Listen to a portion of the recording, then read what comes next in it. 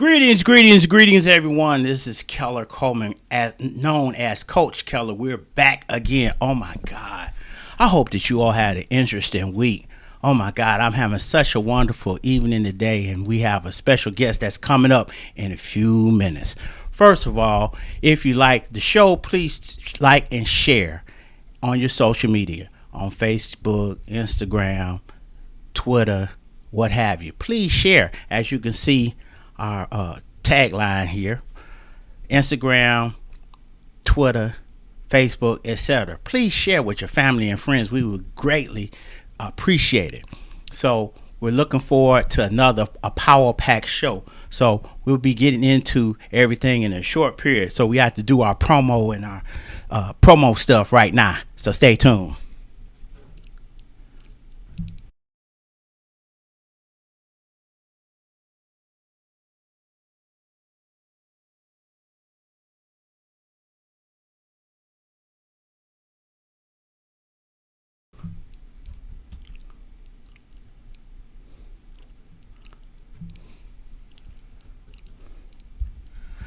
All right, back at you again. Now we're going to give you a brief synopsis of our wonderful guest who's about to grace the stage, y'all. Y'all gonna love this young man. He is absolutely hilarious. Michael McDaniel. Oh my God, it's rare in a lifetime you come across somebody this talented who has natural skills and abilities. He's gifted with the gift of comedy. He's a businessman. He's a family man. He's a great guy, and he's a Detroit native, and he has performed in capacity crowds in various cities and states over the last decade.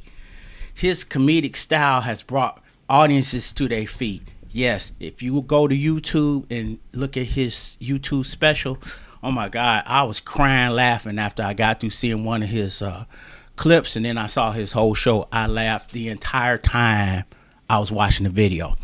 If you saw him in Pawn Shop, it featured Garrett Morris and Joe Torre. Also, his timing is impeccable. His delivery is raw, edgy, and creative material. And oh my God, don't let him do characters and people that we like. Oh, you'll be over there hollering, laughing. So he's been on stages with celebrated comedians like Louis Black, Brandon T. Jackson, Dave Coulier, Mike Epps, Tony Roberts, David Alan Grier, Donnell Rawlings of the Dave Chappelle Show, just to name a few. Michael is a student of Second City and has a passion for sketch and improv comedy. He has a vast array of talent, and oh my God, we just got to bring this young man to the stage. I need y'all to just give a round of applause to our guest, Mr. Michael McDaniel. What's going on, man? Let's give him an applause real quick. What's happening? All right. Hey, man, that was a fantastic introduction, man. That's the kindest thing anyone's ever said about me. Here we go. I appreciate it. So, man, okay, first of all, were you this funny when you were a kid, or you grew into it? Or tell us your story, man, because it's impressive. Well, that's kind of you don't want to get into that long story, but I will say that I was in a precarious situation as a child in the mid '80s, and I'll just leave that right there. Okay. But if you remember the '80s, you seem like a pretty young guy. So you might, you was born in '95. So I wish. So you missed that. That's before your time. Right. But man, you funny. But all right, I'll just tell the truth. I fell in love with comedy in a crack house. I was the only kid in this crack house. Wow. Yeah. So you ever watch? I'm from Southwest Detroit. Have you watched the BMF special? Yes. Okay. Meech and them lived on Etzel Street. This crack house that I was in was on Edsel Street. It's right off First Street in Southwest Detroit, right off of 4th Street. No, exactly what's They that. lived on the other end called the Hole. Oh, I okay. was on the opposite end, where almost where Southwest Detroit ends, which is across Outer Drive, would be out Lincoln Park. So the house I was in was on that side. So it was Gleason and Edsel, essentially, is the streets. Mm-hmm. And it was an old tape in this house. Now, it was a nice home, though. Just from looking at it, you wouldn't have known it was a crack house. But until you saw the zombies walking up to the door. But all times of night and morning. But essentially, I found Eddie Murphy's Delirious. Oh, yeah. And it was an old raggedy cassette player with no face. And I got it to work. I found the cord and I got it to work. And I slapped it in there and just press play. And I would just walk around that house listening to that over and over again. And it would be funny because the addicts would come in and they would catch a joke and they would start laughing too. I remember one in particular was like, Mama got a wooden leg with a kickstand. And I was amazed at how funny that was to this adult. So when I saw that, it was kind of took me on a different level. I was like, wow, this is pretty cool. He's laughing. Mm-hmm. So I was in another crack house not far from there. Actually, no, this was more of a stash house. There was nobody was coming to the door buying, but drugs were there. Right. But anyway, and this is 86. This was 85, like toward the end of 85, winter of 85 going into 86. So somewhere like fall 86, the Beastie Boys album comes out. Oh, yeah. And License to Ill. Yes. And I would do MCA's voice, the one with the deep voice, the one that passed away. Right. My name is MCA, I got a license to kill. But when I was a kid, I can't do it now. I was 8 years old and I could do that voice and all the teenagers be like, man, he sounds just like him. And it was just kind of a thing. I never understood that was a skill or a talent. But as a child, I was doing that. My first time performing stand-up was at my aunt's house. And we were all just sitting around waiting on our ride to come. So I just stood up in the room, in the living room. Everybody was sitting down. I just started telling jokes about the toilet paper my uncle used to steal from the hospital he worked at. And how we would bleed when we wiped ourselves with it. Oh, my God. And they were laughing. So it was like, oh, okay, I can make people laugh if I want. So that's kind of how it started. I was 11 when that happened. Wow. So it's like, it's just weird that I remember certain things like that. Wow. So, but Def Comedy Jam, after that, Martin Lawrence, Def Comedy Jam, it took me to a whole nother level. I fell in love with comedy watching that. Yeah. Now, as you got older, what prompted you to get on the stage? Or did you go for formal training? Did you hit a lot of mics? Or did you have a mentor at that time? None of the above. Wow. It was odd, man. I had made a good money in a short period of time. I had a good run in real estate. And the market crashed. Oh. And I was essentially on my back. I was desperate. Was losing my house. I lost like 8 cribs. Wow. So you were a real estate investor also. Mm-hmm. Yeah.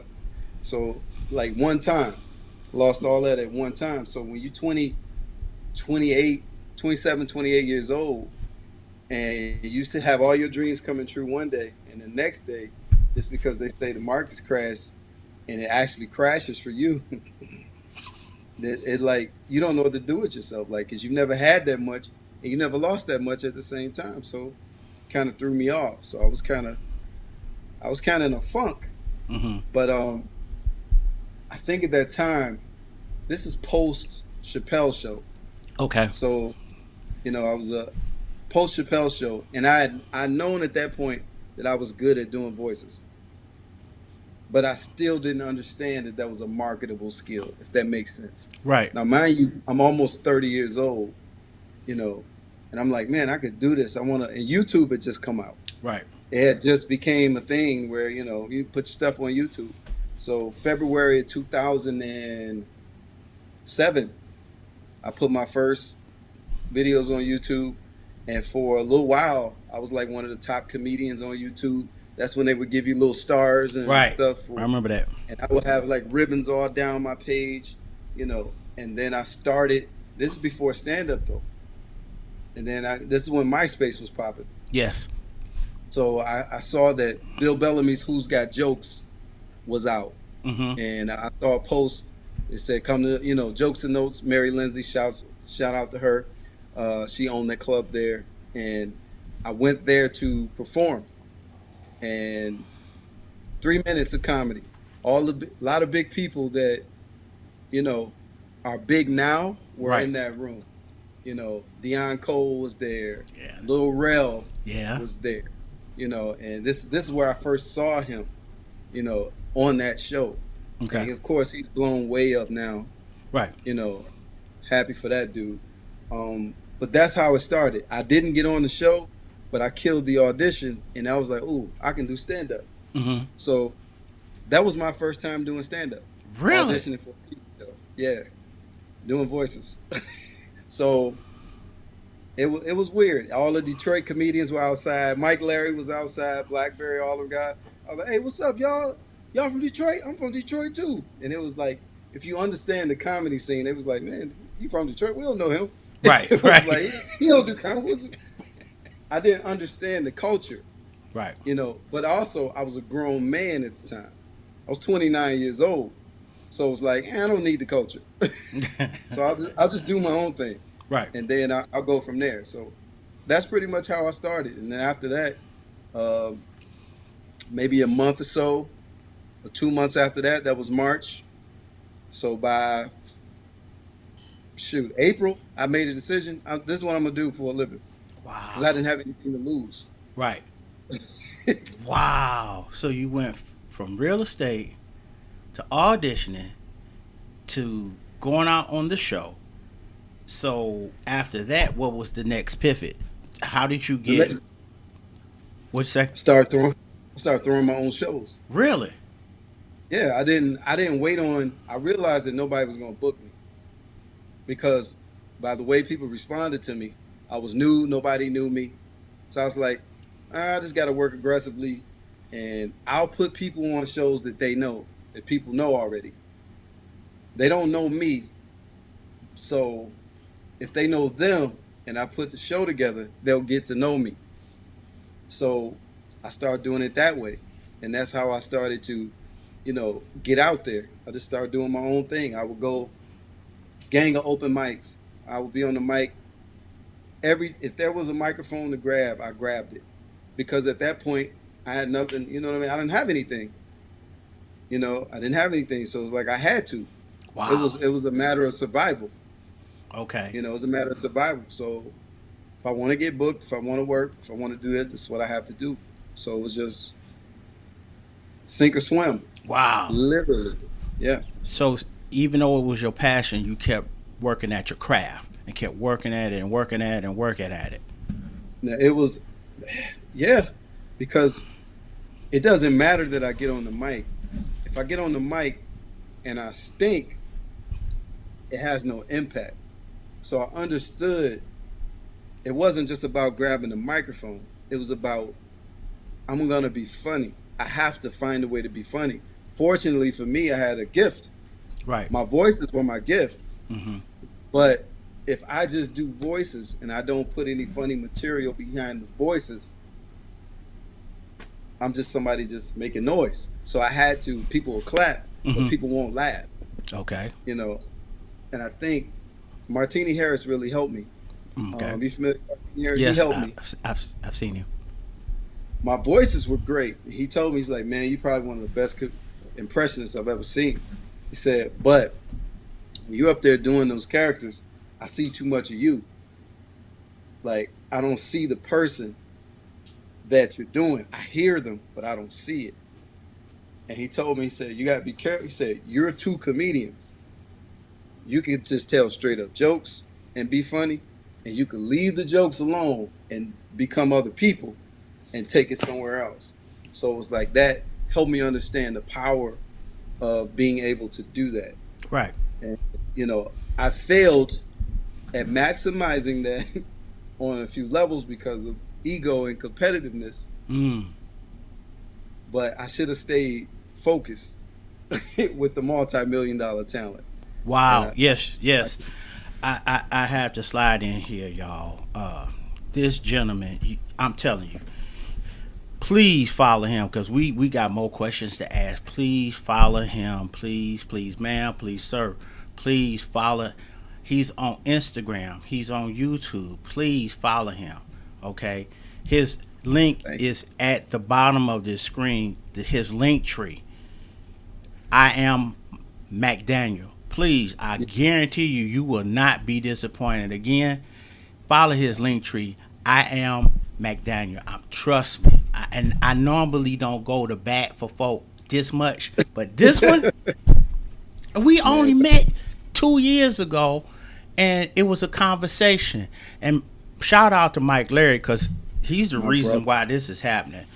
My brother. I shot, did the clean comedy for that time. I met Mike. Mike came on the stage and blew the audience out. I was there. I'm not saying this for hearsay. This gentleman tore us up. My stomach was hurting.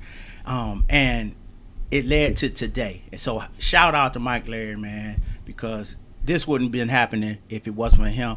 And this is how you be a blessing to others. I didn't know Mike was going to pull me in a Netflix special and want to take a shot. This thing's about to go worldwide. But if it wasn't for Mike, I wouldn't have that opportunity. That's why you have to treat people with respect and with honor, because you don't never know when that blessing gonna come back to you again. Follow him on Mike McDonald. Now, back to this. Oops, I done went too far to the right. Back to this discussion. In fact, I didn't knock my. Wait a minute, I did not. Hold on. Ooh, see, these are things that happen when the show goes on. Floating in that kitchen, man. Yeah, man. I'm like, what in the world just happened? See, these are things that happen, and you just keep it moving. You don't quit. And well, anyway, they see half of me, so I must say, oh, here you go. I'm gonna have to sit like fine, this, bro. No, now, you was in the middle. You were in the middle, man. But on this camera, show me to the other side. You look fine over here. Now I'm wondering how I look. You fine, dog. You fine. That's funny. So, your voiceovers. How did you get so good? Did you study the character? What type of time did you put in? Because when you do Denzel Washington, man, that is so. And please, I just, as a favor, if you could just give us a little bit of that, because man, your Denzel in Washington is so on point. It's not anymore. Oh, My voice what? has changed. Oh. Yeah, I'm struggling with it. I'll try it, but it's not going to sound as good as it used to because my voice is going through a change. Well, if it ain't Denzel Washington, can you give us something?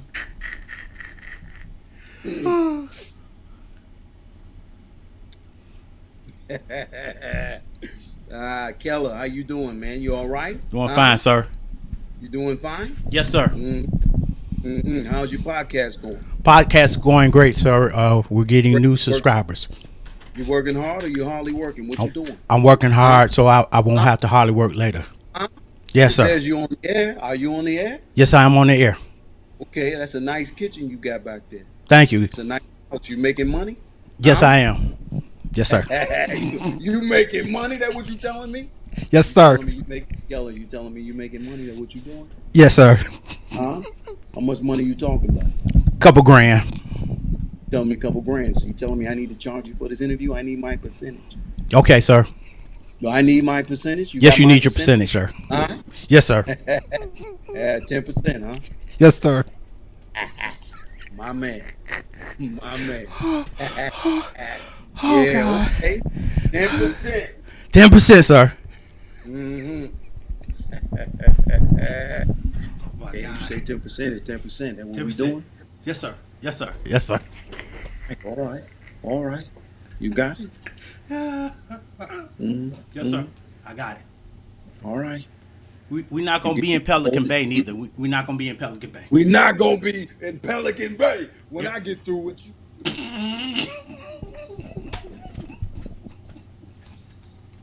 I gotta take my glasses off. Huh? Oh, You want me to Jesus. take your glasses off? Sure, sir. Ah. Mm-hmm. You thought you had me, didn't you? You thought you had me, but you don't have me. Oh, yes, sir. Huh? Huh? Yes, sir. Okay, it's two people watching. I can see it. Oh, you joking now? You joking? Huh? What, you see Will Smith coming? No, no, Yeah? Will. Man, Denzel's crazy, man. He Oh, told me-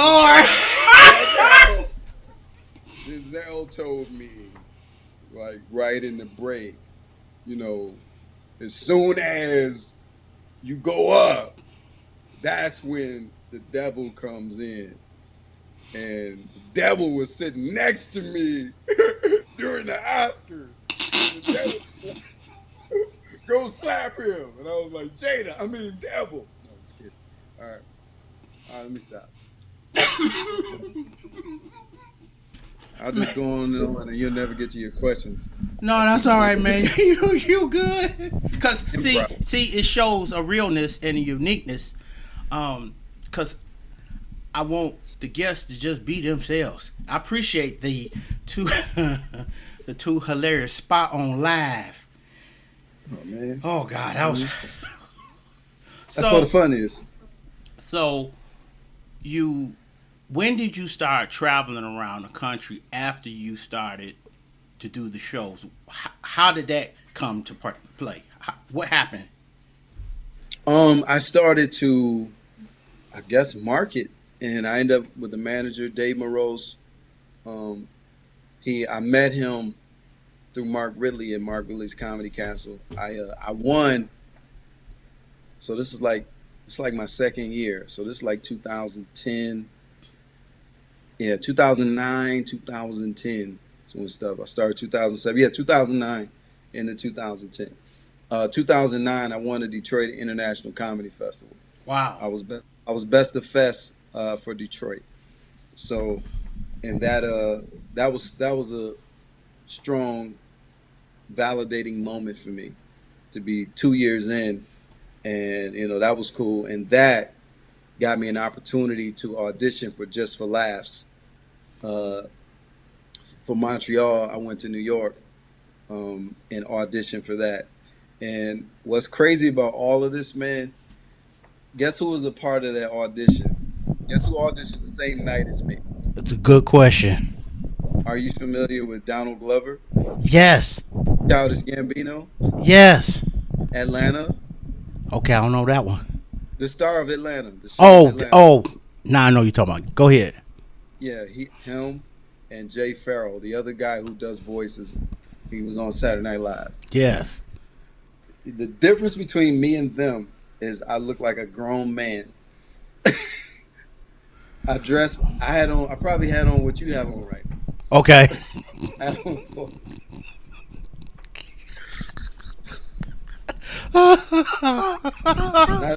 just had a mustache. I ain't had nothing else. I look just like you. Okay. I had a goatee. Okay. But I was already an adult. I was already a grown man, and I found this out later. Jay Farrell had full head of hair, and I believe his face, he didn't have much hair on his face. He might have had a goatee. Okay. But Donald Glover had no hair on his face. Wow. Had a little bitty afro. He had on a tight pink shirt that was cut to like right here. Skinny jeans that were short. And some big old high tops. They looked like ponies or something. They was nothing special. But he was already on. Okay. He was already writing he was already connected with Tina Fey. He's already writing for like Parks and Rec. He was a part of Derek Comedy on YouTube. Okay. At the time, Derek Comedy was the biggest comedy anything on YouTube. There was a little sketch crew, him and a couple white guys. They were the number one on YouTube. Period. So, and nobody was even close Mm. to where they were as far as like numbers. So he was already on his way, and I'm like, and I just mosey myself in there after 2 years in, and I'm like, wow, I seen both of these guys on TV somehow doing something big, and I'm in New York, Wow. so this 2 years in, and I believe that same year, right after I came back from that, no, I take that back. The year before that, Bob Sumner, who produced Def Comedy Jam, they had the Def Comedy Jam audition at Burt's. Howie Bell used to host it, Okay. and it was like a scene out of a movie. Actually, it was pretty funny. You know how everybody's just standing around, and then and then somebody's like, "Hey, man, Bob Sumner wants to talk to you." You're like, "Me? Mm-hmm. Yeah, he's over there." So it was like a scene out of a movie. Mm-hmm. So he sat me down, talked to me. He's like, "Yeah, man, you got something. I want to work with you." I ended up going to California off of that to audition for I forget, they had an SNL audition set up. It was quote unquote, it was supposed to be for SNL. They were trying to, he started a management group called Laugh Mob. Okay. Okay. Yeah, Arthur Spivak. Okay. He's a guy out there who's in the entertainment management. So he teamed up with them to do this, and from there I was supposed to, be a part of this management group, part of the team. And it was quite a few comics that you probably heard of at the time that were on it. I don't know pretty much what came of it. And I think me being me, when I saw you ever heard, you know what a 360 deal is? A 360 deal is typically put out in the music industry. 360 deal is no matter what you do or how you do it, basically the label owns your name. So let's say you're paying me $1,000 to do this interview. You didn't go through the agency, but because my name is on this, I will have to pay them $200 or 20%. Wow. So anything that my name is a part of, essentially their name is a part of. And that never sat well with me. One, because they had never booked me to do anything. So they would essentially be I would be selling them my efforts. Mm. So so I didn't do that deal. I never signed it. Good. There's so many things that I learned about business being thrown into business. And I think part of it, if you get too much too soon, it could be a little discouraging. Right. But it fires you up to do your own thing. Even more. It's like, no, I don't need you. Then you have a chip on your shoulder. Right. That's when I'm my best, when I have a chip on my shoulder. Well, when I got something. We definitely can tell because your comedy is off the hook. We need to go to the comments. We have a clap from Tamika G, and she also was laughing at your last stanza of imitations, and the Parkers from Georgia are giving you a big clap. Oh, and then the 360 deal, they said wow, and then the last comment they said yes, you got to read the fine print. So basically, they took the 360 deal of the music and brought it into the comedy. So all they did was change a couple of things. Okay, I got you. I'm reading all through that. They really didn't. When you think about it, they really didn't change anything. They try to take, and companies still do this. They take what you create. This is why a lot of those artists were broke.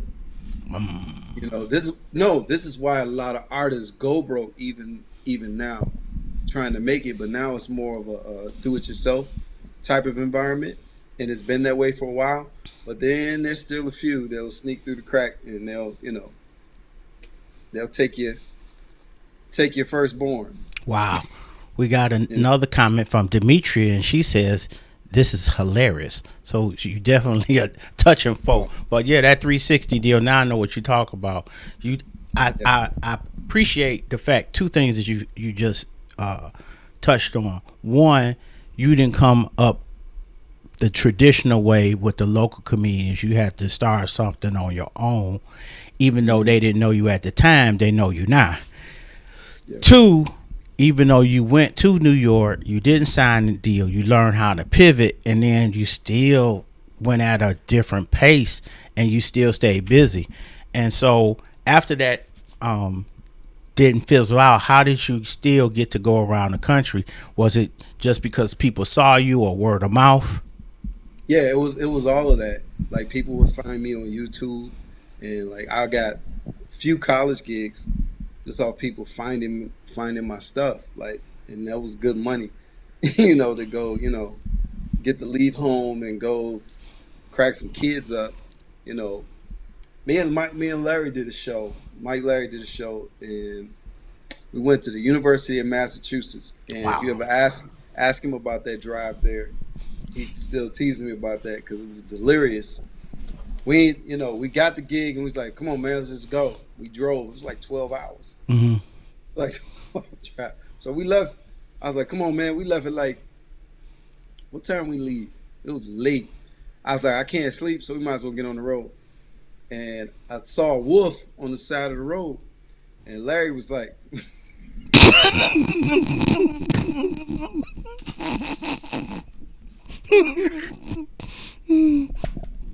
I know it was a wolf. You can't tell me that's not a wolf. I saw a wolf on the side of the road. It looked like a dog, a German Shepherd. It's gonna be no German Shepherd on the edge of the freeway at that time of night. And Larry teases me to this day, talking about some, yeah, Mike, it was a wolf. Remember that wolf, Mike? So he teased me about the wolf. He said he saw a wolf. Oh my God. Dog. Yeah, he teased me about that. So how did you two get connected? How did that relationship start? And it definitely has flourished over the years. My first time performing in Detroit was post the Jokes and Notes thing. So I started asking around about open mics. And I don't remember how I connected, but the comics that I was as close to when I first started was Mike Larry and Josh Adams. Okay. And to this day, I still love them like brothers. Right. Like Josh, that's my brother. Right. I'm extremely proud of that guy. Yes. Man. He's doing it. But Larry's my brother. Like, Okay. I never did. Anytime I was doing a show, and even now, if I can put Larry on the show, I'm good. Right. Like that's my I love that brother. I love him beyond stand up. Mm-hmm. If I never stand on stage and tell another joke, I'll do anything for those guys. I love those guys. They can ask me for anything, and if I have it, they have it. Yeah, because it was amazing to see. We're gonna talk about how you became a director of that, because that was amazing. It's just amazing to see how the support that night, because it was Coulier was out there, Capone was out there. It was it's a bunch of name comedians that I didn't get to say. They were all out there. And then what really got me, man, was when Craig Capone, Blackberry, and Ha Ha Davis all came at the same time. Man, I was so honored to see them support you all. I was just like, this is how it's supposed to be. Now I have to say, this is more of a testament about who Mike Larry is. You know what I mean? Like nobody even besides Mike Larry and the other people that was working, nobody really knows that I was doing anything.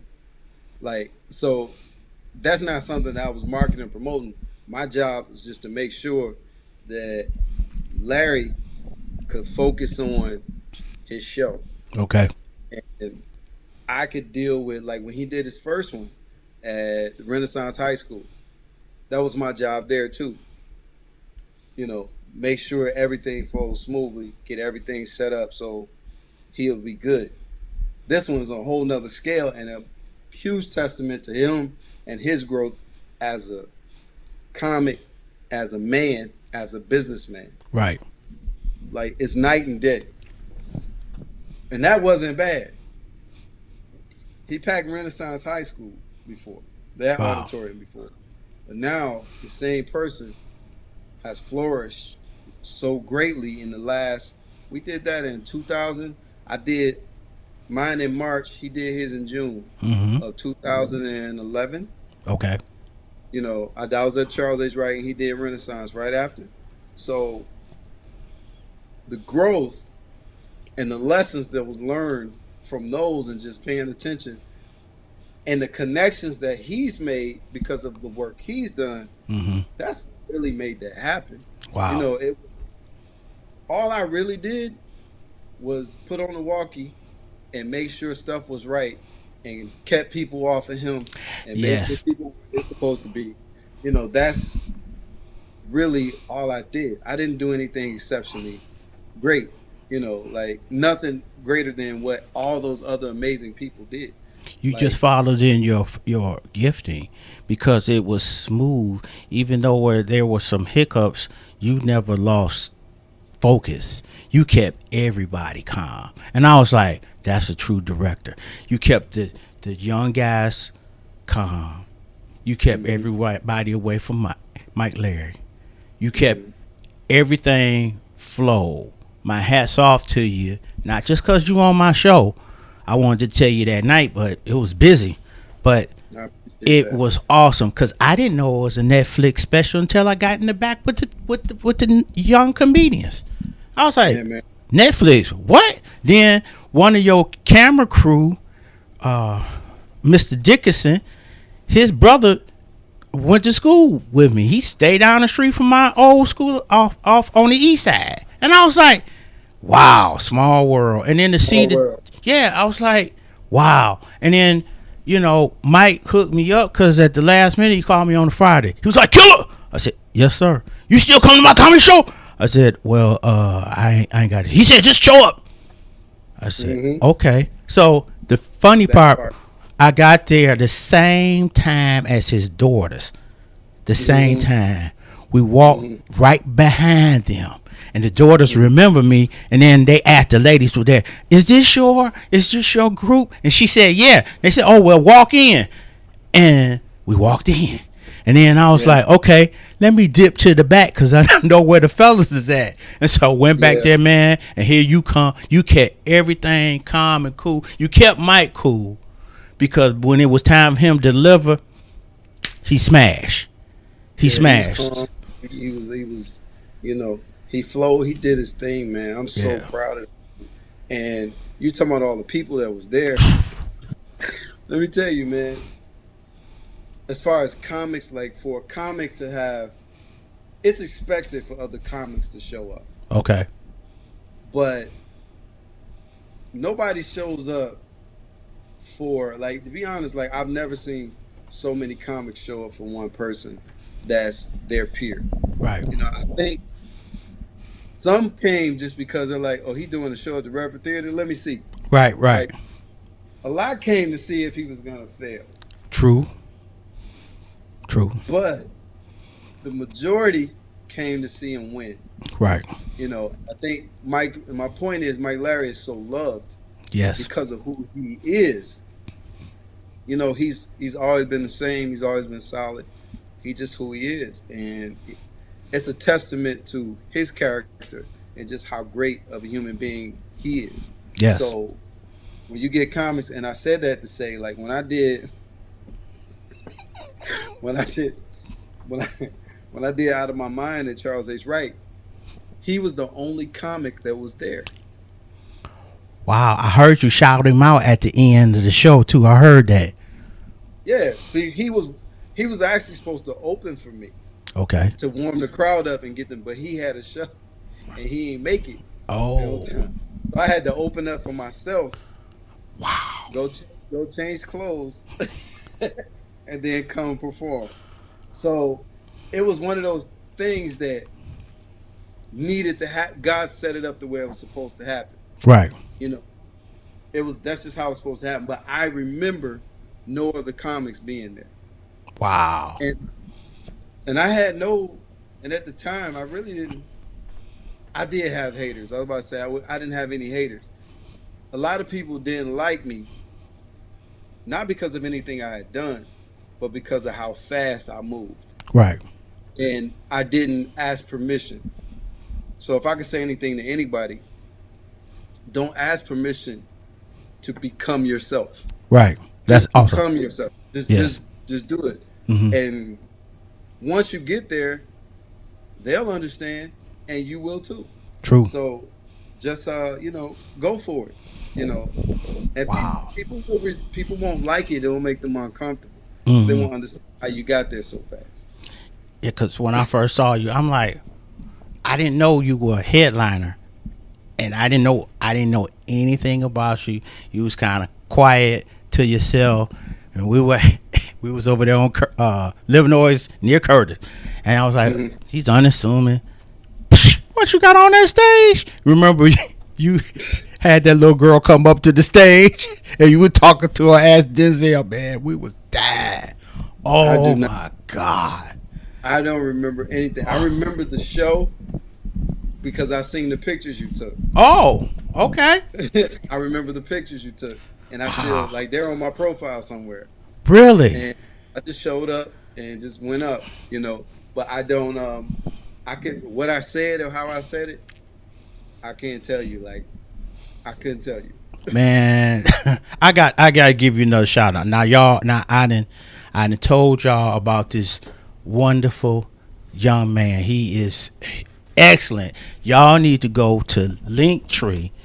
I am McDaniel. It's up under his name on this overlay. I am McDaniel. This gentleman is a voiceover specialist. Not only that, I've seen him in commercials, because we need to talk about that. Because I saw him in a commercial. I'm like, that go Mike McDaniel. Then I heard him. You was on a healthcare commercial. I said, wait a minute. I know who that is. Yeah, I saw that. I said, wow. I was walking down the street. Yeah. Funny. I shot that one in Columbus, Ohio. I just did another one for them in North Carolina. It's really? The women's PGA. When that comes out, I'm curious to see that one because it's really hot and it was a lot of takes and it was 2 days. But really? That original one, it was funny because people far away, they were like, "Hey, is that Tay Diggs down there?" And people were coming back. People were like, "Hey, they think you Tay Diggs." Like, really? That's because I am. No, I was kidding. It was funny, man. Like, people, like, because I was the only person being filmed. Really? And it was all me. Oh. So it looked like I was, to them, it looks like, okay, that's got to be somebody, and that must be this person. So I don't know. From a distance, I guess that's who they thought I was. So, but that was fun. And okay. I really enjoyed doing that. Yeah. Question. Yeah. What prompted you to start doing more voiceover work and commercials as opposed to traveling around the country? What prompted that? Actually, I've always been doing all three at the same time. Really? Yeah, like I got really serious. No, take that back. I actually started, before I started doing comedy, I recorded a voiceover demo. And it was my voices that made me start. It's always been about my voices. Wow. So everything has always been about my voice. My voice created, that's my real gift. My voices and my ability to write or create ideas and combine with that. That's what kind of created the opportunity. Gerald McBride, you familiar with Gerald McBride? Yes. Saturday Night House Party. Battle of the Old School. That's my mentor. Really? Yeah, I call him Uncle Gerald. Wow. So back in 2006, Mm-hmm. I was working with a gentleman. Actually, for a short period of time, I went back to selling timeshare. Wow. Yeah, and there's a gentleman by the name who's a radio guy. He still does radio now, but he's behind the scenes. He's a programmer. J. Michael McKay. I remember that name. Yes. Yep, J. Yes, I know Michael who that McKay. is. We were working together, and I'd be doing voices, and he would be telling me. He taught me what voiceover was. Like, of course, everybody's heard a commercial before and heard people talking, Right. but I didn't. I had never connected the dots. Like I said, I didn't know that it was a marketable skill, because if I did, I would have left high school and went straight to Specs Howard or something and got in the radio. If I Right. understood what I could do, I would have done that for sure. Wow. You know. So he taught me. He basically taught me about voiceover. He used to do the voice of Claw on Inspector Gadget. He would sit in for that guy. He's like, "Yeah, man, you can go and do this, this, and that, and walk in, get you a check, and walk out." I was like, "What?" Wow. He's like, "I'm gonna introduce you to my friend, man, Gerald. I'm gonna introduce you to Gerald." And he took me. We went, and Gerald was like, "Man, who is this dude he bringing in here?" And I started doing voices, and he was like, "Yeah, man, that's cool. That's a nice talent, but really, we need your regular voice, because that's what works on commercials." And I was like, Wow. "Oh, okay." So, so I kind of like I did the demo, and it was terrible because I couldn't read that good. Yeah, okay. But reading a script Mm-hmm. is different, because you have to be able to hear. It has to become. You have to be able to hear what's happening. Okay. So if you're talking, if somebody's reading a commercial, you have to be able to feel it. It has to be engaging. So if you don't feel it, voice acting is just that. Okay. You have to be able to see the activity by the sound of my voice. Wow. So you have to be able to imagine this scene because of how I'm speaking. Mm. You have to be in that moment. My voice has to pull you into a moment. Mm-hmm. And I didn't understand all those things, but I do now. Wow. So it was a combination of time. So I got serious about voiceover. It took me a few years to like, no, I'm gonna do this. Like, I'm gonna really do this. Probably like 2014 Okay. is when I was like, because I was doing the on-camera acting. I had Mm-hmm. done a few things, so I'm doing that. But I got serious about voiceover. I think one of the things that made me real serious about it was Gerald had an audition for comic book characters, like and he was like, "Hey man, you want to do one of these?" And I was like, "Yeah, why not?" So the character comes up, and I see the picture of this character who's gonna be, and I just start doing the voices that I think are gonna be with them. I auditioned for 3, Mm-hmm. and they gave me 2 out of the 3 that I auditioned for, and that was with the agency I Group, and they had denied. They told me they couldn't sign me like the year before, and then when I booked that gig, they called me and was like, "Yeah, well, we gotta sign you. Right. So You getting work for us. We need you." So, is that 2 checks or 1 when you do 2 characters? well, it's coming from the same place, so they just put both of them in one check. That's how that works. Wow. But yeah, so Wow. that at that time, that's what that was. We have a question from the Yeah. Parkers. They Okay. are asking, have you ever narrated an audiobook? I will not ever narrate an audiobook unless it's my own, Wow. because the only reason why I say that is because of the commitment. I don't like long form narration. Okay. I couldn't sit in one spot and read and keep the same energy over time. Okay. That's not my wheelhouse. I'm more of and the amount of editing that goes into that, because voiceover is not just talking into a mic. It's editing. It's so many things that goes into it to make sure it's right. And with audiobooks and anything narration, it has to be consistent but yet engaging.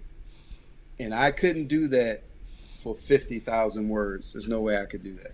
Wow. And I would get frustrated, and I would start like messing up my takes, and then my editing would be take too long, and that would just drive me crazy. And it doesn't pay enough for me to do that. Okay. So, but that's why. They have a comment. They say it makes sense. So it makes sense. Thank you for answering their question. No problem. See, I did a 15-second. I did a 15-second commercial for Life Water, and that paid me like 10, 12 audiobooks. So you see the math? Yes, I do. So it was like, and I could do like a 15-second something on Fiverr and be done with it, and that'll be a third of a finished hour. That's recording and editing on Fiverr. I mean, not Fiverr, on what you call that, for an audiobook. Wow. It just doesn't pay that much. I like how you have shown a pattern from stand up, going out, voiceovers, what you're doing now. It's just been, it's impressive because, pardon me, young comedians need to see this and know that there's something else beyond the stage. There's directing, there's producing, there's voiceovers, there's acting, and you have presented that. And I think it's great because you've shown, one, you came up different, and then two, you decide not to take the deal, and you decided you was going to do this your own way, which I think has been blessed, because anytime I've seen you on YouTube clip, or you went around the country, and if they had you tear the crowd up. And it's just, and sometimes I think it's spur of the moment, because when they ask you to do the different characters and you can put like 4 or 5 of them on the bus, that's amazing. Yeah, that's part of my show. That's the thing that I want. If I could, there's a few things I would do different if I was like, first of all, it's a new era now. You know, I was at the beginning of the era when the comedy clubs were closing and the internet was opening. So I had, on this side of the bridge, I had all the old school comics who only knew Def Jam and all this other stuff. And then on the other end were the people that were coming who understood the power of the internet and what it meant. So when I went to LA, remember I was telling you about that? Yes. It was people there who I never met that knew who I was because of YouTube. Wow.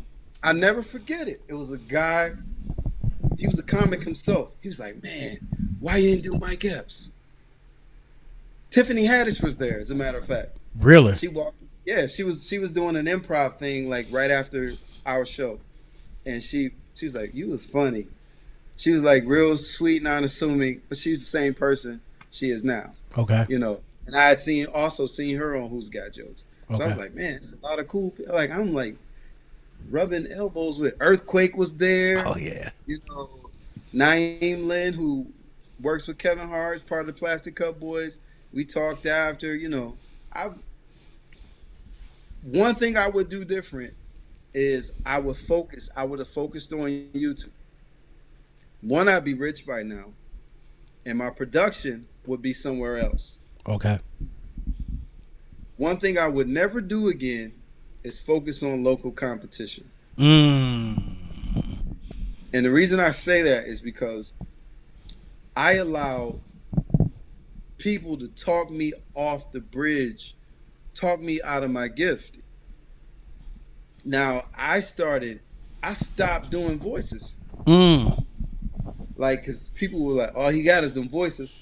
So then, you know, my competitive nature and my ego. Now, mind you, I don't cuss on stage. Right. They cussed. Right. And they couldn't understand why I was so funny. So it had to be something. It's got to be them voices. So then I was like, I'm going to destroy you and I'm not going to cuss and you're not going to be able to follow me. And I want to go up first. Ego. Mm-hmm. I would do that. Go and destroy. And you know what people will remember? What's that? I was funny. Okay. But you know what? Somebody else came up. They were funny too. Mm. You know what else you know what would have made me different? What's that? Them voices. Oh. So when you stop doing that, you stop standing out. Mm-hmm. And here's another example of why that worked against me. Remember I told you I auditioned for Who Just for Laughs? Yes.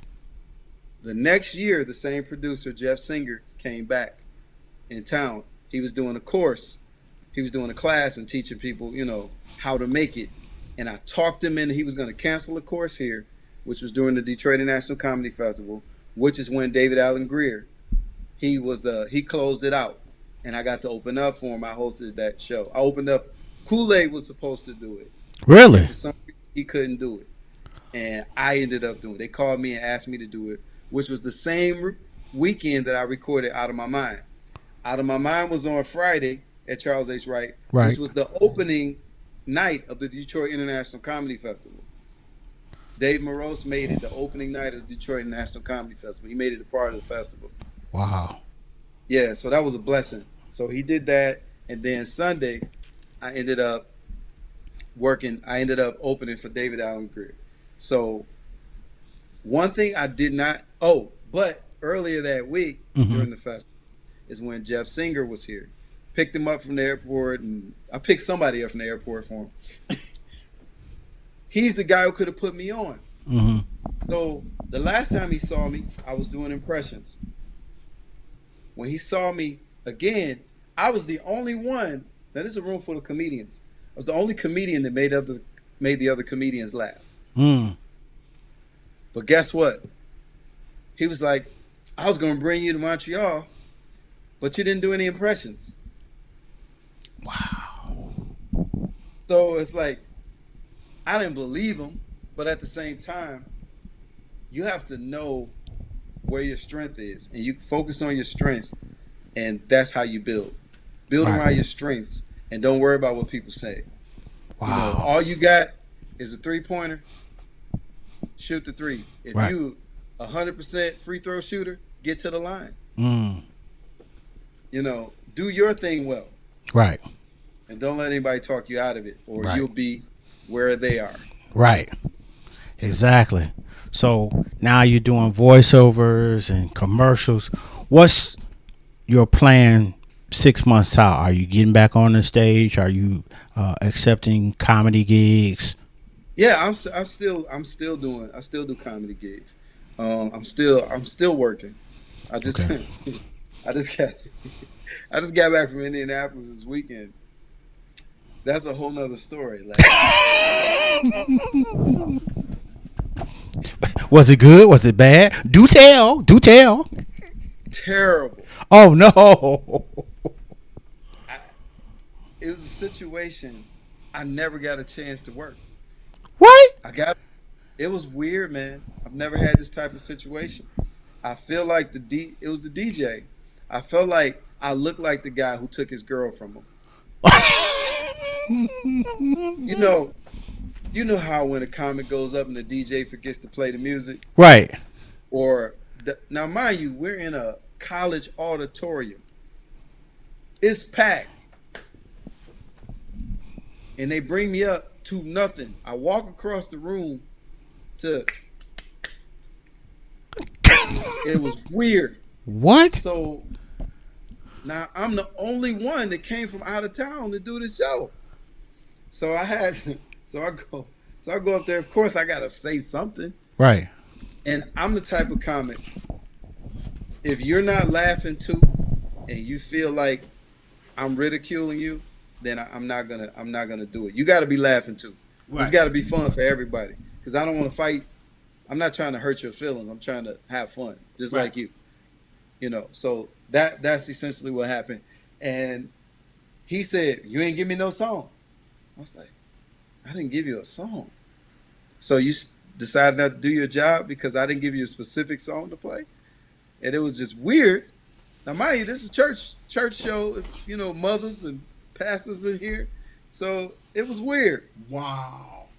So then, you know, I made fun of him a little bit and made fun of that, you know, give it up for DJ Day Off.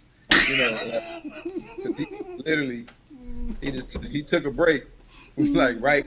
And the next guy is the guy who it's a going away party for my man Donald for Show Martin. Okay. He's actually from Flint, and he lived in Indianapolis, and now he's moving to Atlanta to work. Okay. So shouts out to my brother. So and my man, so you know how you bring yourself back up just so you can get your energy because you're thrown off. Right. So when I do that, now mind you, these microphones are cheap too. So they going out. Oh God. It was all bad. It's been going out. This is a bad night. So for me anyway. So then I come back. I was like, "Give it up for Mike McDaniel." Then he plays Meg Thee Stallion. Body what? I'm like, oh. Then he look at me tomorrow. I'm like, oh, you really funny. Mm-hmm. So I started trying to get my set going, like just trying to work through it, make fun of it. He cuts my mic off. What? On purpose. So, dude, I was like, man, I just want to go home. I never want to go home so bad. I said that on stage. I said, I feel like Chris Rock right now. Keep my DJ's name out there. And the old people laughed at that, you know. Wow. But it was unique, man. I wanted to fight him. I did. I wanted to go, man. It took everything in me not to go. He was bigger than me too, so it would have been fine. Right. Nobody would have hated on me for attacking him. Mm-hmm. It wouldn't have been no bully thing. I would have been Chris Rock. He'd have been Will Smith. Right. So it worked out. Come on, put your dukes up. Flip your turntables over. Flip the turntables over like Jesus in the temple. That's what it came up. So, wow. So yeah. So that was my last show. That was Sunday night, and that was so it could go south, man. I got 2 stories like that out of my career. That was like the weirdest moments ever. Wow. The other one was in California. Okay. Went to Marina Del Rey to a private event. Now, mind you, this is a birthday party for some guy. And his daughter paid for me to come out there and took care of it. And I'm like, all right, cool, let's do it. I get out there. Now, mind you, everybody giving up saying stuff about him and saying stuff, and they just cracking up at the littlest things. I'm like, oh, this is a kill room. This is going to be fun. We're going to have a good time. They're like, ah. He said Uncle Leroy. And it was just crazy. So I go up there, and I'm saying funny stuff, and they was just looking at me like this.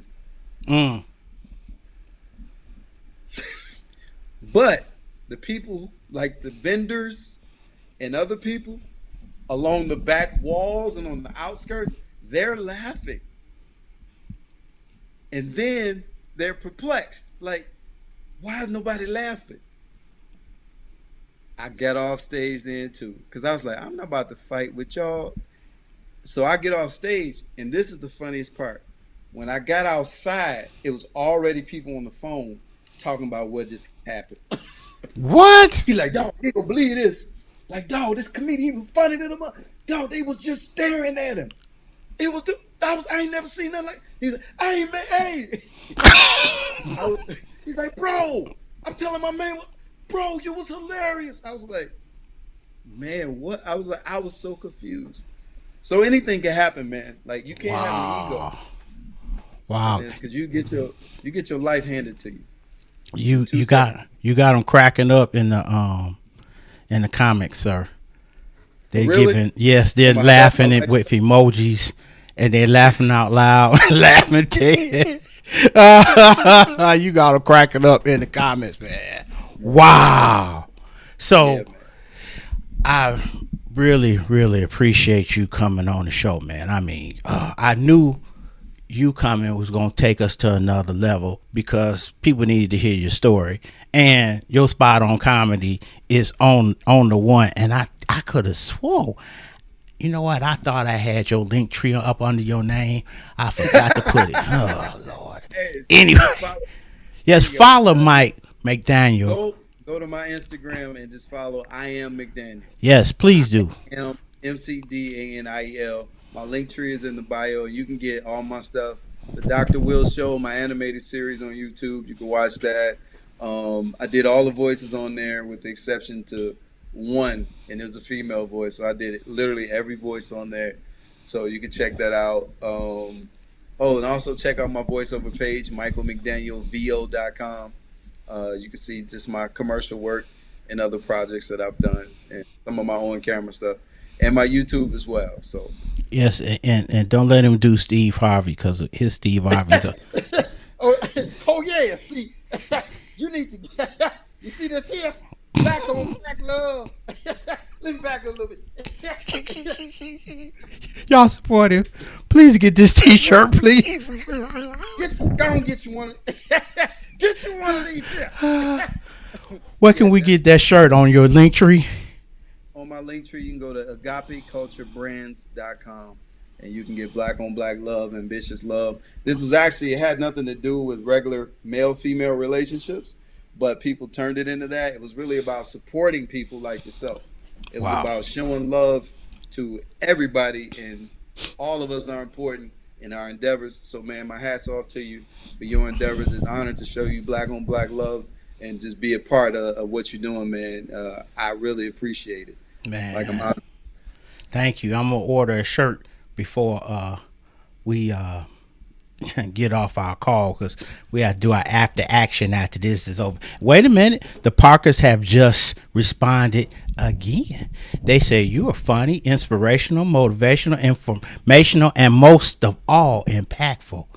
Wow. That's awesome. And Tamika G, she seconds that of what the Parker says.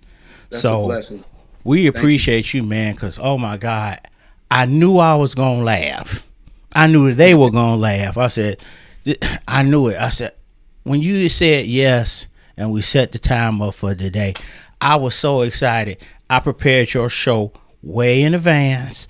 I made sure I was like, we're going to get through these technical difficulties. I still have to learn how to play the music in the beginning, but this mic was birthed 10 years ago. I didn't have the faith to do it. And then my coach is on here. Her name is Shana Danielle Parker. She said, Killer, start your Make a Plan TV. Well, it didn't have a name at that. She said, go with your YouTube, do it, and watch what happened. Man, within a month, ever since Mike Larry's special, it has been bananas. Ever since that special, I've had Brandon Glees. Marcus. I've had Brandon, Uncle Smooth, and I had Malachi. Now you. Yeah. And then Mike was like, it's a challenge with him and Uncle Smooth. So I don't know who gonna tape that basketball game, but we interviewing the winner of that game in a couple of weeks. So that's gonna be funny. You know what I'm saying? When is that game? Because I want to get in on that challenge. September 4th or 5th. One of those days. They supposed to be setting it up because after whoever wins, they coming on here and then we going to talk about it because I know it's going to be funny. But, man, I appreciate you so much. And thanks again, man, because it meant a lot to me. Because Mike told me when we talked, he said, man, McDaniel, remember when we was doing the stuff at the Clean Comedy Show? I was like, really? Thank you, because, man, I was nervous. I ain't gonna lie. You was like, man, go this way, go in there and get that shot. I was nervous. I'm like, here all these national comedians and this little old me with a camera. that man, there's no such thing as a little you, man. There's no such thing as a little you. Like you're more important. Nobody's more important than the other person. Like I don't care who you are. Oh, thanks, man. You know, it's just God put you on earth the same time we're sharing this space together. Thanks. So it is I don't have any value that's above yours, man. So I appreciate you, and just know, man, nobody's more important than you, and you no more important than everybody else. We all need each other.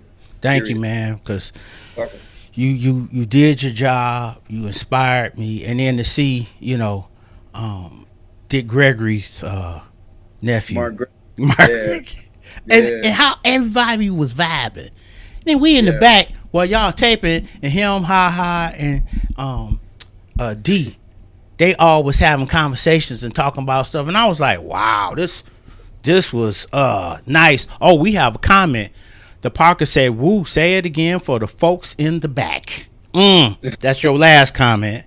And then Tamika G said everything about that night was great. So yes, you did a fabulous job, man. And like I said, man, thank you, because you have you kept everybody calm, especially the new comedians that had to go for.